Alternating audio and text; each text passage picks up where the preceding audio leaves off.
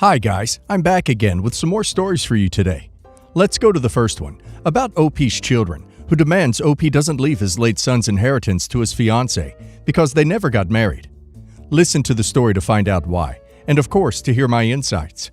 Enjoy the stories, guys, and don't forget to like and subscribe. And of course, don't forget to leave a comment. In my country, common law partners, long-term partners, fiancés, fiancees, cannot inherit. It must be marriage or blood relatives. I have 4 children. My oldest, James, male 48, passed away a year ago in a freak accident. He was child-free and he lived with his long-term girlfriend, Sarah, female 39, of 15 years. He is a very successful business owner. He proposed to Sarah a few weeks before his passing. They were supposed to have been married this summer. If they were married, Sarah would have inherited everything, since he has no children.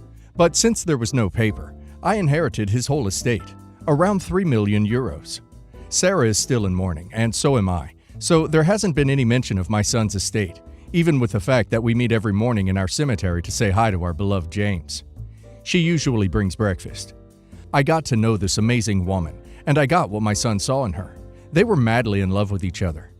My second oldest asked me last Saturday when the rest of my children came for dinner. He asked me, when was I planning to ask Sarah to move out? Move out? Yes, the apartment is mine now, and it's worth around 1 million. I told my children that they must have misunderstood this whole thing. The estate is Sarah's. Just because they didn't have the time to sign a paper, she was James's wife. My children got so angry with me and called me an a-hole. None of the rest of my children is well off, and they all have families. The law says the estate is mine, and later it goes to my children, but still I don't care.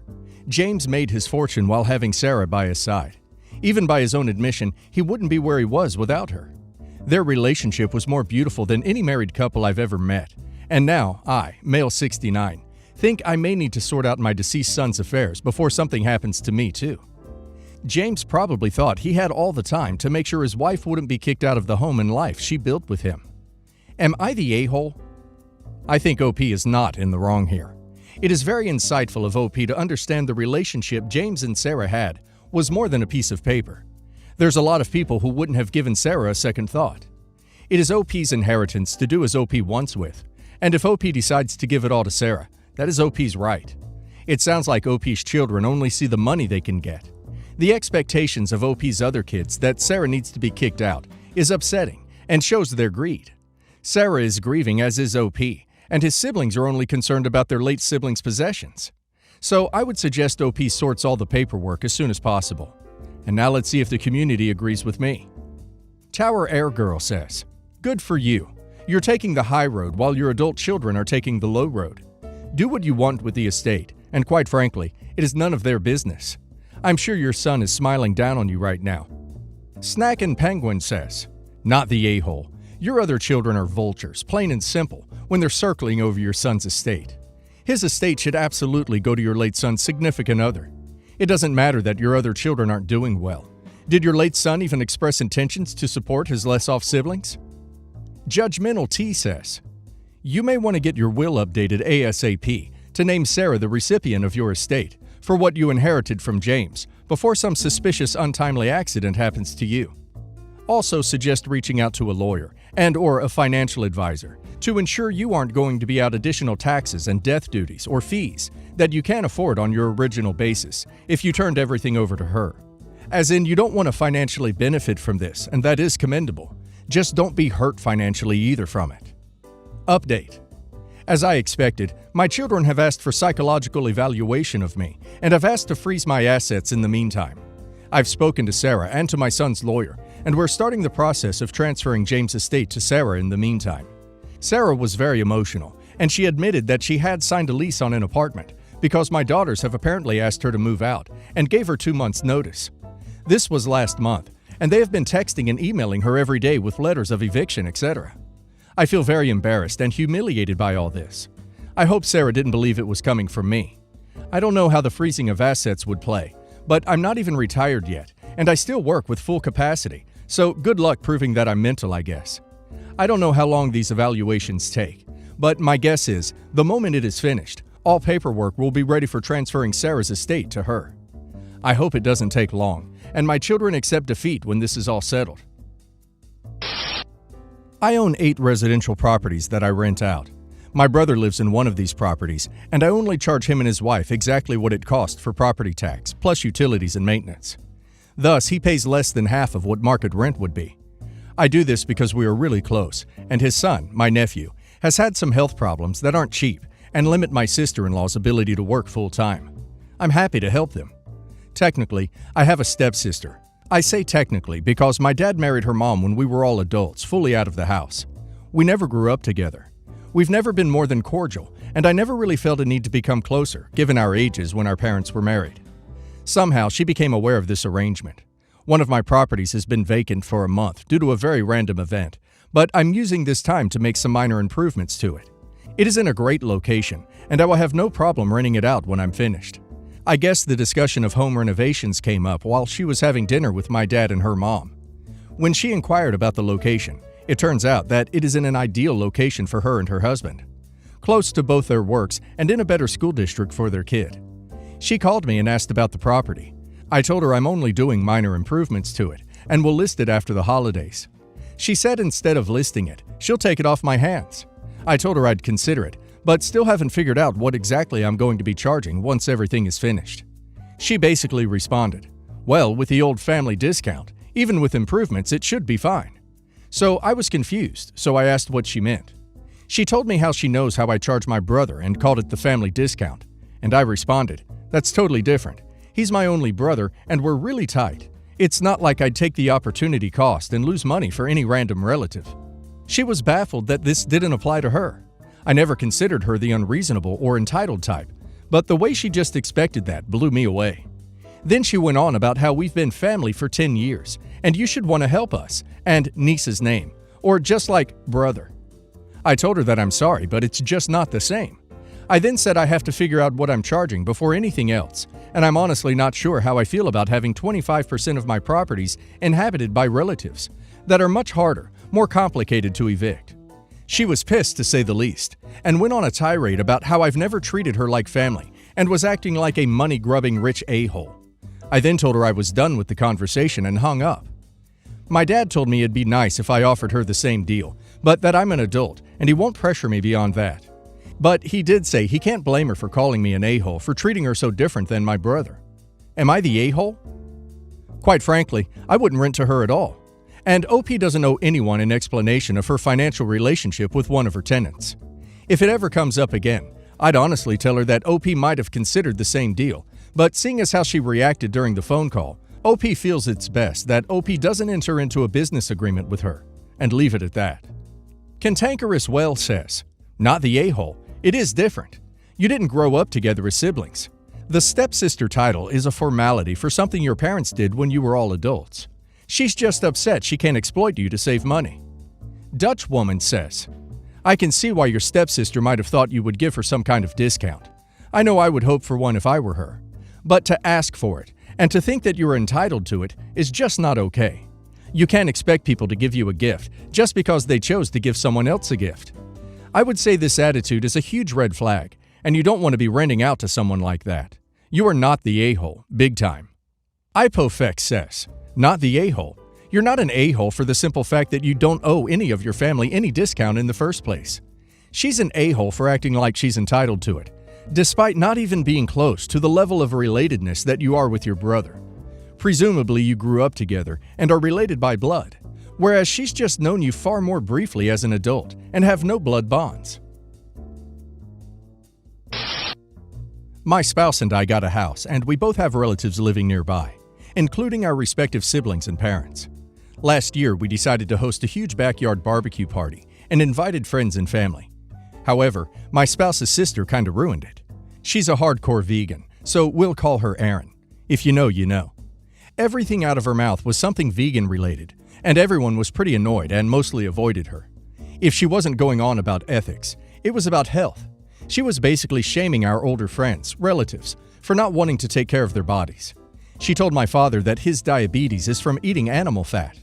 At one point, she even left to go to the store and returned with a ridiculous amount of vegan frozen patties, and bread and other items, and demanded we cook them up and serve them as an option. So, to be nice, we cooked one pack. No one touched them. She was absolutely tiresome. Other than Erin, the barbecue was a hit. So we did it again this summer. When it comes to Erin, my spouse and I disagree. I do not engage with her, and she knows I'm not fond of her. He and his parents think she is harmless, whereas my family frickin' hates her guts. I did not know this until recently, but Erin got into it with one of my cousins, Mary, last year, who tried to be friendly with Erin since Mary used to be vegan in the past, but gave it up when it made her sick. Apparently, Erin attacked Mary, calling her ignorant, and insisted she was doing it wrong. So I did not want Erin at this year's barbecue at all. But I did not want to cause any drama. I didn't even bring this up to my spouse. I knew that Erin was going to go on vacation for a whole week this month.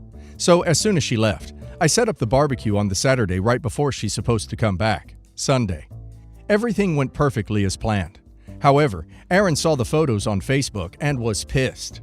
She found out from my spouse that I chose the date, so she texted me that I am evil, heartless, and a jerk for leaving her out. She also brought up other really personal things to attack me, so I ended up blocking her. Erin has since ran to my spouse and her parents to complain constantly and won't let it go. So what could I have done differently? Was I wrong to schedule the barbecue when she was out of town? Edit 1. A little more context. Erin absolutely knows her behavior is annoying. My mother straight up told her what we were all thinking when she made that diabetes comment to my dad. Erin also does not handle criticism well. If I went and told her that she was not welcome to the barbecue this year, she would do the same thing that she is doing now and complain to her parents and my spouse, and likely show up to the barbecue anyway. I believe planning the barbecue while she was away was the best thing to do, because she can't prove that I did it on purpose. And as far as my spouse and my other in-laws know, it was just a coincidence and not my intention at all. So no one knows I did this, except for you guys. Pinebox Waiting says, not the a-hole. She made the party miserable last year. It's sort of astounding that she would want to go to another seared flesh fest. You managed it beautifully. You didn't exclude her. She was simply unavailable. I'm baffled that she's so angry. Speak the Bones says, not the a-hole. If she can't play nicely with others, she should expect not to be invited. I don't blame you at all for scheduling the barbecue when she was not able to attend, due to how she behaved at the last one and the fallout caused amidst the rest of the attendees. Answering questions about veganism if people ask? Fair. Asking for a pack of vegan patties to be cooked so then they have something to eat, and also offering people the opportunity to try them if curious. Also fair. Being obnoxious. Not something you should have to tolerate. AAA Winging It says, not the a-hole, but I agree with some posters that you need to lay down the law with her. She cannot ruin others' good time by preaching her religion, cannot try to shame them. It is not allowed to give health advice or in any way insult them. You'll provide a vegan alternative, but she is not allowed to be pushy, demanding, or shame others if they don't want to partake. If she breaks the rules, she's no longer welcome at your home. The end. That way, everyone knows their boundaries and the consequences, just as you would treat any child that is acting like a jerk when around the adults to get attention, which is exactly what this is. So I, 16 female, moved in temporarily with my brother, 27 male. We'll call him Alex. A while back, after my parents, 53 female, 54 male, house burnt down. My parents rented an apartment, but could only afford a small studio, as we're practically dirt poor. Alex lives in a 2-bedroom apartment and agreed to take me in, so that we all didn't have to share the studio. Despite the situation, I've had an amazing time living with my brother. He and I have never been this close before in our lives, and it turns out we have a lot in common. So it's all been pretty great for me so far. Now on to the reason I'm here. 3 nights ago, Alex and I ended up having a really serious discussion about our childhoods. I brought up how I wished our parents knew more about my birth family, as I was adopted at birth. He got really weird and asked me what all they told me. I was honest with him. All I knew was my birth mom is named Elizabeth. My birth father is unknown, and my mother was so poor she couldn't afford to feed me. My brother told me all that he could remember, and it's been more than anything I could have hoped for. Turns out, my parents and my brother spent weeks at my birth mother's city getting to know her and her family. I have 3 older brothers, 2 older sisters, grandparents, and an entire culture I never knew about. I'm half Native American, though I'm apparently really white passing as I never knew that. Oh, and my birth father was in fact married to my birth mother, whose name wasn't even Elizabeth.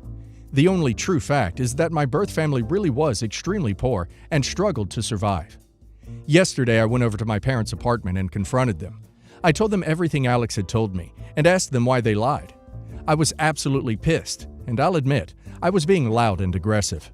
My mom immediately started sobbing, and my dad began yelling at me for making her cry.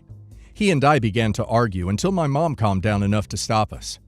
She admitted that they lied because they didn't want me to abandon them for my birth family. That they were the ones who raised me, they're my family, and I didn't need to know anything about my birth family when they weren't there for me throughout my entire life. I told her that I deserved to know that, and I wanted to live with my brother from now on. My phone has been blowing up since, with texts talking about how hurt my parents are, and how my brother was turning me against them. I'm starting to feel bad for what I said. In some ways, I think she just wanted to spare me from knowing what I could have had, and didn't want me focusing on the what-ifs. So, am I the a-hole? Merlin Biggs says, "Not the a-hole. You have every right to be angry. You've been lied to and misled your whole life." Underarm Aussie says, "Many adoptions are more open these days, and adoptive parents are advised to explain early, so this type of situation doesn't happen. You're not the a-hole. Your parents were more concerned about their own feelings about whether you'd care for your bio family more than them. That's a very selfish kind of love. Good on your brother for telling you the truth, because your mother's tears were of the crocodile type. If anything, your parents have fulfilled their own fears by not telling you. Your background, including your culture, is not something they should have hidden." Zagril55 says, "Not the a-hole. It's completely normal to feel betrayed by your adoptive parents when they've lied to you all these years. Try to keep an open mind, though, and try to see it from their perspective as well. The longer they kept the truth from you, the harder it got for them to open up about it. In this case, it seems their fear of losing you kept them from being honest. You have every right to be angry about this, but I do hope you'll be able to reconcile with your adoptive parents. Give it some time."